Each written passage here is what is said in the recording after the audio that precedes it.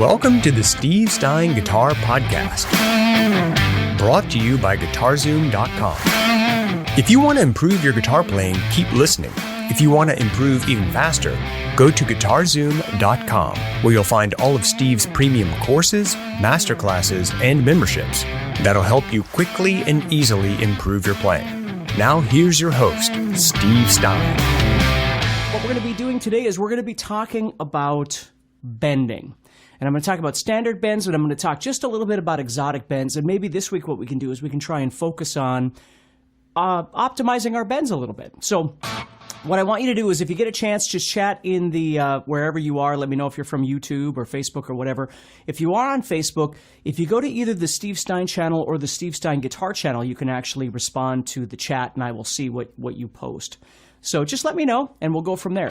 So what I want to focus on today is just learning how to optimize bends. And the reason I say this is when I was younger and I was teaching a lot of private lessons, you know, regardless of whether it was a child or an adult or whatever, when we would jam together and they would, you know, be jamming and they would go for a bend, hey, Mania Doctor, and they would go for a bend, if it didn't go the way they wanted, you could see them withdraw. You could see them get nervous and back off. Hey, Christian. Hey, Little Abner's Clubhouse. And I don't want that to happen. So what we want to do is we want to try and talk about making sure that your bends are proper. Hey, Jason. Hey, Amir. Hey, Ishmael. Hey, David. So let's just say we were going to be in E, okay? So we'll start off with E minor pentatonic, and then we'll move into a couple other things here, okay? Hey, everybody. So what we're going to do is let's just take our E minor pentatonic. And let's take, just real quick, there's three main what we call whole step bends, which is 2-fret bends. Okay, we're bending the string 2 frets, and you really want to make sure that when you bend, that you're actually bending up 2 frets, and you're hitting the note that you want. Hey, Jose. Hey, Dieter. Hey, Aman. Hey, Vince. Ewerton from Brazil. So what we want to do is when you first start learning how to do bends, the most important thing is that you hit the bend. If you bend it too high or you bend it too low, it just sounds like you're out of tune. Okay? So regardless of, you know, what kind of guitar you're using or whatever, you want to try and look. Now I'm bending on the 15 and I want to go up to the 17. So I want to get that sound in my head. And I want to learn to bend until I hear that sound. Now, as I get more comfortable with playing and you know, my guitar and all that sort of thing, you know, I'm going to start hearing it more and more in my ears as well. You see what I mean? So you want to make sure that you're bending up high enough. And again, this is the weird thing about practice. Hey, Walter, is that when you practice, it's not doing it for 2 minutes or 3 minutes or 5 minutes or 10 minutes or 15 minutes or 200 times. It's doing it until you get it. And it's doing it in a focused mentality. It's not just running through the motions. A lot of times when we learn how to play, we just roll through the motions and we're not really paying attention to the outcome. We're just doing it because we're supposed to do it. And I don't want you to think about it like that. What I want you to really think about is when you go for a bend, that you're thinking about how long it's taking you to get up to the bend and targeting hitting that bend, right? Because you could take your time to bend up there. You could bend it quickly. Hey, Rob. Hey, Vincent. But you want to make sure that you're targeting that. That way you build confidence. You're able to hear the pitch that you're trying to target. So when you go to solo, maybe you're improvising with some other people or whatever it might be, you want to make sure that you're hitting that bend properly. And here's the other thing is think about, again, we're thinking about how much time it's taking us to get into the bend, and it doesn't matter if it's slow or fast or whatever we want. But we want to hit that bend. Then the other thing is that because we've got that bend, doesn't mean we've got to take off right away and do 5,000 other things. We might do the bend and stop, or we might just connect to something. Hey, Paul. Chris from Scotland is here. This is awesome. So what I want you to think about is if you were playing pentatonically, you have 3 of these whole step bends, which we're going to call basic bends, okay? Now, these basic bends, what you're going to do is, again, I'm in E minor pentatonic now, but we will certainly work with this a little bit more as we keep going and add some other things. But if I was an E minor pentatonic, if I went to the third string, that one's going to bend up a whole step. If I went to the second string, that one's going to bend up a whole step. Hey, Darren. Hey, Necklace. And we're at the first string. We're going to bend that up a whole step. Now, needless to say, the first string is going to be a little bit harder to bend. It's the thinnest string, but it's the most tense. It has the most tension on it. So you just got to get used to that a little bit.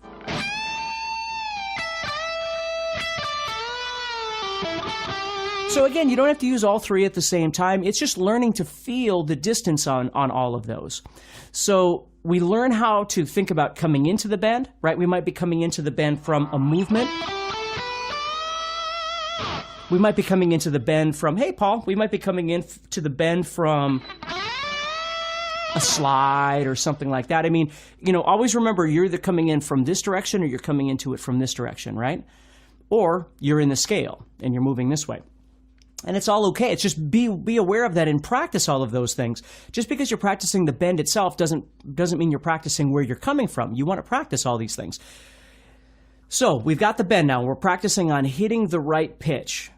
Now, when we get done with that, and one of these other Monday motivation things, I'll talk about, hey, Jack, I'll talk about more intense on vibrato and things like that. But a great thing to do is when you get this bend, you can add a vibrato. You might hit it. I always tell people, try and make sure that you target your bend before, don't try and do it all at the same time. Don't go crazy with it. Establish your bend, and then once you've established it, again, take a breath and start adding that vibrato on.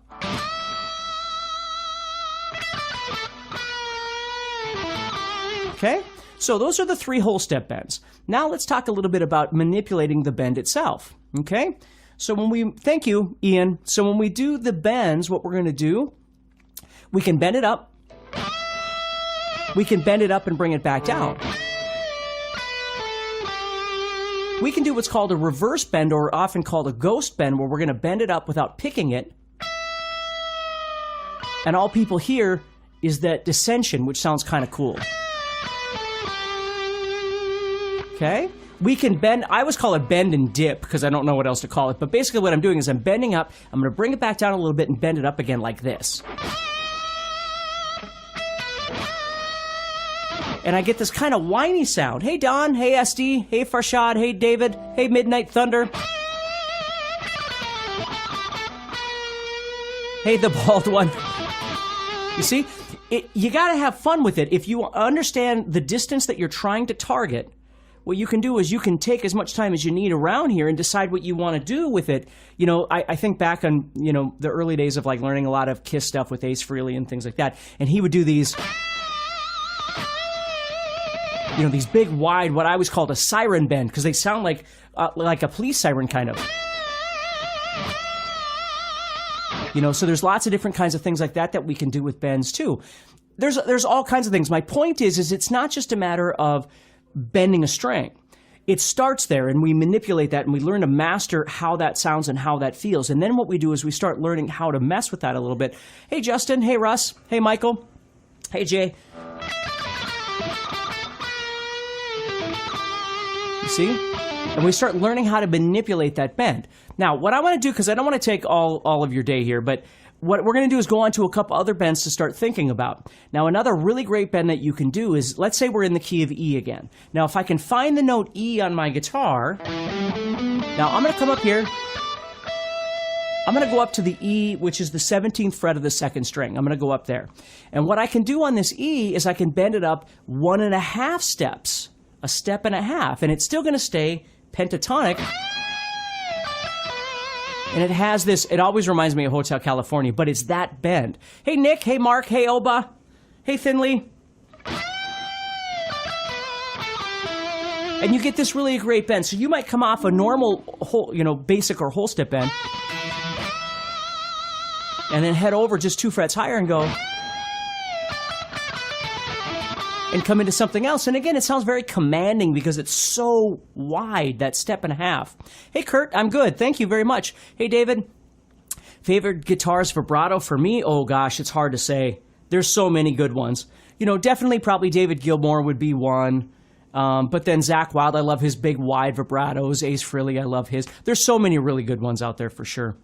But anyway, so that's another one. It's a step and a half. And the easiest way to do that is just the most basic way of using a step and a half bend, which is 3 frets, is whatever key you're in. If you're using the A scale or the C minor scale or the E minor scale or whatever, find that root and then bend that up a step and a half. Robin Trower's got great bending. That's a great one. Okay? If you're enjoying this episode and you'd like to support the podcast, go to guitar-Zoom.com and consider becoming a premium member. There are 3 memberships to choose from. VIP, which gives you instant access to a library of short but powerful courses as well as new bite-sized lessons each month. There's also Play Songs that gives you step-by-step lessons so you can learn to play your favorite songs fast. And finally, there's Masterclass, university-level training on everything from soloing to music theory, from blues to home recording. For more info about these memberships and all the premium courses available to you, go to guitar-Zoom.com. Now back to the podcast. Let's now talk about half-step bends. Now, there's lots of half-step bends, and that's going to lead us into exotic bends, and then we'll be done here. But there's lots of different places you can add half-step bends, and if you know your diatonic scales or your modes, just anywhere where you'd have a half-step is a great place to add it. A lot of times I'll play a half-step, and then I'll go to the next note and play a whole step.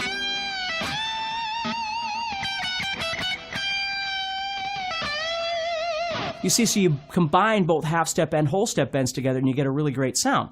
If you don't know your diatonic scales, what I'm doing is I'm just playing E minor pentatonic, which means I'm playing 12 and 15 on the first string here, and I'm adding in the 14th fret, and that 14 is bending to the 15.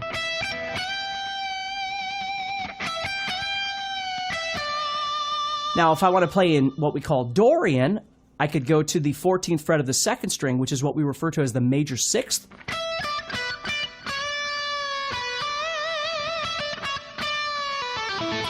And we get this real kind of bluesy, soulful kind of sound with that half-step bend. Am I ever going to have a tapping course? I don't know. I suppose sometime in the future I probably will. Thank you for asking. John Sykes, Michael Schenker, Yngwie, they're all Louis on here. They all have great vibrato for sure. Now, instead of bending the 14, if I go to the 13 instead, this is going to make it sound much more what we call Aeolian or natural minor. Edward, we'll have to get to rapid downpicking and what counts the most. We'll have to get into that on another one because right now we're just talking about bending. But stick around, and Edward, we'll certainly get to that in another one of our lessons. So when I use that 13 instead, I get more of this minor sound. But again, my point is that this 13 now could bend up to become the 15. But the 12 could bend up to become the 13. And if I use those in conjunction with each other, you could use all of them at the same. There's just all kinds of really great stuff that you can do with bending. And I love the sound of bends. So, half-step bends, whole-step bends. But again, don't worry about how fast you're doing and how many you're doing and all that sort of thing. Just get used to how does it sound. That's the most important thing to really try and focus on. If you want to practice, Ian says, how do you practice meeting the right pitch? You have to move up to the note, and then you have to train your ear. Because if I'm on 15 and I want 17, that's 2 frets or a whole step. And I'm always bending... excuse me, I'm always bending to something that's matching something, at this point anyway, in the scale. So if I'm playing an E minor pentatonic, 15 is an E minor pentatonic, so is 17. So I'm bending up to hit that note. Okay? What strings do I use? I use GHS strings. I use somewhere between, if I'm tuned standard, I'm either using 8.5 or 9 gauge. Depending on the temperature here in North Dakota. As it gets colder, I tend to go a little bit thinner. If I'm tuning down, then they change. So anyway, now let's move on to some more unusual bends. We don't really need to call them exotic, but unusual bends. So the first one is what we refer to as a blues bend. Okay? Now, a blues bend is a really cool bend, very unique, and you can use it almost anywhere on almost any note in any scale. It's more just the idea of the phrase, the vocal inflection. And what we do is when we're playing,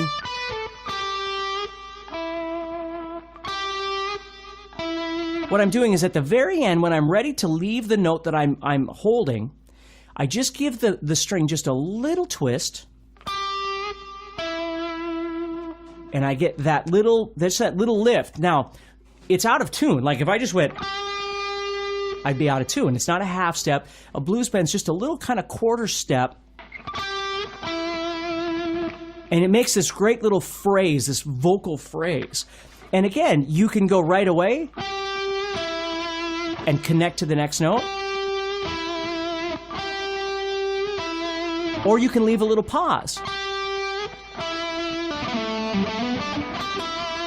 You see? And you get these really cool sounds. David says, thanks for all your help, Steve. Hope you don't mind. I've mentioned you in many of my guitar tutorials on YouTube. I teach by ear chord charts.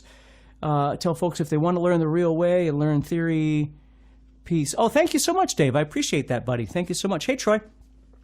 So anyway, what you do is when you're playing, it's not just running through scales and again, don't get me wrong, running through scales and playing fast, I do all these things, and so should you if you enjoy it. But when you're focusing on a particular technique, like this week, hopefully we'll focus on bending, it's not about that. It's about kind of isolating all that stuff away, and you're just trying to figure out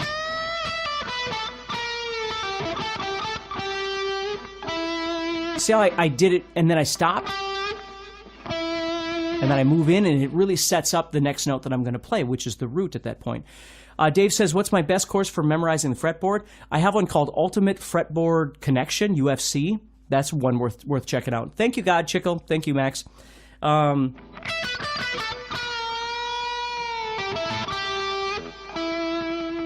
You see, so we can do lots of different things like that. And the last one I want to leave you with is a bit more of an exotic sound. And what I do there's a lot of time when I'm playing, I'll go to a note that isn't part of the scale at all to get that kind of sound, sort of that Marty Friedman-ish thing. Rod says, do I still have my first guitar? I do not. I sure wish I did, but I don't. So what I like to do when I'm doing those, let's say, for instance, again, I'm in E minor pentatonic. I'm using 12 and 14.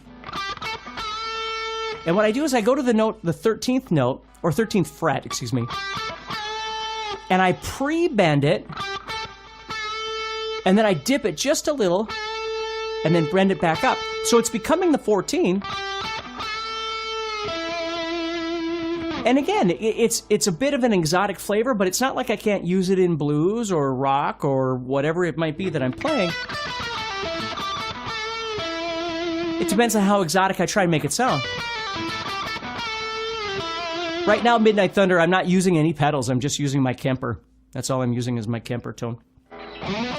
Do my kids, Tally says, do my kids play at all? My oldest plays some guitar and piano and sings. My youngest, not so much yet. She's taking choir now, but she doesn't play any other instruments at this point. So if we went down to another position, let's say we came down into the fourth position of minor. You know, I might use it to go to the root right here. You know, if I bend it, ghost bend it, it doesn't sound like anything. It's when I enact the release that it begins to sound exotic, you see? So that's, hey, Sergi, hey, Steve, do you have your own Ibanez guitar? I do not, like a signature guitar, I do not, but thank you for asking. So those are really great ways that anywhere you've got a whole step, you could explore that. But what I like to do is, the ones I love the most are the ones that direct toward a root. And I just love the sound of that. But then I'll follow that, you know, with another half step or something like that. Greetings from Poland. Thank you so much, Magdalena. That's awesome. So let's focus on bending this week, everybody, and see how this goes for you. And then next week what we'll do is we'll pick up and talk a little bit more about vibrato and things like that. So continue all your practice of whatever it is that you love doing. Just like I said, learn to hyper-focus a little bit on certain elements of your playing that you know you want to learn how to do better, but you feel a little uncomfortable, or maybe when you get together with people, you get a little nervous, that sort of thing. Because for me, bending, vibrato, hammer-ons, pull-offs, trills, that sort of thing, sliding, these are the elements that make the guitar sound unique and organic and human, if you will. And oftentimes we don't think enough about how those things really make our phrases sound more real. So let's keep trying to do that a little bit and focus on that this week, all right? So everybody take care, have a wonderful week, stay positive, and I'll talk to you soon, okay? Next time on the Steve Stine Guitar Podcast. So what we're going to do here is I'm just going to try and help you out. Again, I don't want to take a bunch of your time, but I'm going to help you out a little bit with trying to develop your down picking a little bit. Again, I had that question on Monday, and I talk about these things quite often. Hey, Got, so hopefully I can help you a little bit with this. So the first thing is understanding that the gear that you're using, hey, Jack, hey, Shivam, hey, Michael, make sure that you have the right tools for the job. And what I mean by that is make sure that your guitar is set up properly, and make sure you've got the appropriate guitar pick. Now, I can't tell you what's perfect to use. Hey, Michael. Hey, Serge. Hey, Tanjid. Hey, Robert. Jake. Hey, Lance. Thank you so much for joining me. So what I use, I can tell you what I use, but it doesn't really matter. The most important thing is that you figure out what works best for you. Hey, Michael. Hey, Ajay. Hey, Brandon. I usually use somewhere around 9-gauge strings. Sometimes it's 8.5, sometimes it's 9.5. I use GHS because they have custom half sizes, which I really like, depending on what time of the year it is and that sort of thing. Hey, Jeff. Hey, Norman. Hey, Archie. So, but the most important thing is I've got a wonderful local guitar store here that's able to set up my guitars so the strings are really close to the neck, which is how I like to play. Doesn't mean it's the same for everybody. But it feels good to me. And then the second thing is making sure that the pick that you're using is appropriate. Hey, Bruno. Hey, Cyrus. Hey, Awad. Hey, Seasons. Because I use a 2.0 pick. I use Hawk guitar picks. Ironically, I have the shirt on right now, which wasn't planned. But I use a thicker pick is what I like to use with a sharper point, because it makes it easier for me. And again, that doesn't mean it's going to work for you. It's different for everybody. Hey, Steve Stine here from guitar-zoom.com, and thank you so much for listening to this podcast. If you enjoyed this episode, can I ask you a favor? Please subscribe, leave a review, and share it with a friend. Your feedback means more to me than you'll ever know. And be sure to check out my YouTube channels where you'll find over 1,000 videos to help you with your guitar playing. Thanks again for listening. Stay positive, keep playing, and keep having fun. If you'd like some help with your guitar playing but you're not sure how to get started, go to guitar-zoom.com and look for the Help Me Choose survey. By answering a few simple questions, you'll get Steve's personal recommendation of the perfect course for you. All this and more is available for you at guitar-zoom.com.